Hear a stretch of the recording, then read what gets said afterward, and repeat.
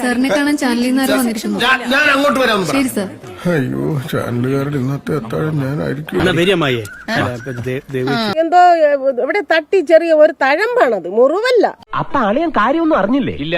എന്നാൽ ഇനി ഞാനത് പറയാം, ആരും ഞെട്ടരുത്. നെയ്യാറ്റിൻകര ഗോപൻ സ്വാമിയുടെ മരണത്തിൽ പോസ്റ്റ്മോർട്ടം റിപ്പോർട്ട് പുറത്തു വരുന്നു. മുഖത്തും മൂക്കിലും തലയിലുമായി 4 ചതവുകളുണ്ട്. ദമു എന്ത് പറ്റിയടാ? ഇനി നീ എങ്ങാനും എല്ലാ ദിവസവും വൈകുന്നേരം അദ്ദേഹം നടന്ന് വടിയൊക്കെ ഊന്നിയാണെങ്കിലും ദർശനത്തിന് വരുവായിരുന്നു. എന്തൊരു കുരിശാടാ ഇത്. ഇന്നിനി നീ മിണ്ടരുത്, ഇന്നത്തെ കോട്ട കഴിഞ്ഞു.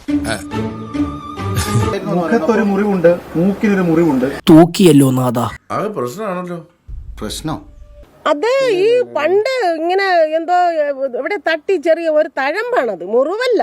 അയ്യന്റെ മോനെ, പൊന്നോ കൊടുക്കത്താ. പിന്നെ ഭഗവാന്റെ മുമ്പ് ഞങ്ങൾക്ക് ഒരു കള്ളം പറയേണ്ട ആവശ്യമില്ല. കാരണം ഈ നിൽക്കുന്ന നിങ്ങൾക്കും എനിക്കും എല്ലാം തരുന്ന, ഉയിര് തരുന്ന ഭഗവാനാണ്. എന്നിട്ട് ഈ മഹാദേവന്റെ നടയിൽ ഞങ്ങൾക്ക് സത്യമേ പറയാൻ പറ്റുള്ളൂ.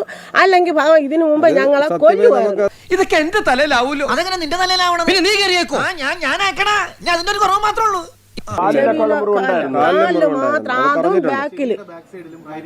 ഒരിക്കലും ഇല്ല, ഒരിക്കലും ഒരു കൊതു കടിക്കാൻ ഞങ്ങൾ അനുവദിച്ചിട്ട്. കടുപ്പായി പോയി, അത്രയ്ക്ക് അങ്ങോട്ട് വേണ്ടിയിരുന്നോ? അമ്മച്ചി പറഞ്ഞ അതിന്റെ ശരി. തോളിലെടുക്കുന്ന ആളാണ് ഈ മരം തടിയെടുത്ത് ചുമന്ന് ആ ക്ഷേത്രമാണ്. നിങ്ങൾക്ക് ഒന്നും പറഞ്ഞാൽ മനസ്സിലാവില്ല. ഹിന്ദു ധർമ്മം, സനാതന ധർമ്മം. എന്നെ കഷ്ടല്ലേ, കോമൺ സെൻസ് ഇല്ലാത്തതിന്റെ കുഴപ്പേ.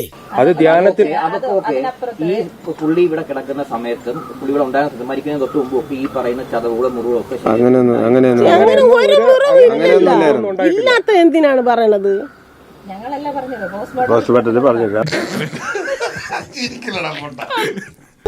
അയ്യോ, എനിക്കിപ്പോ ബോധം പോകും. പോയില്ലെങ്കിൽ പോലീസ് നിന്നെ കുനിച്ച് നിർത്തി ഇടിച്ച് നിന്റെ ബോധം കളഞ്ഞോളൂ. ഇവൻ നമ്മളെ കുഴപ്പിക്കാനുള്ള പരിപാടി, ഇവനിതിൽ എന്തോ കൈയുണ്ട്.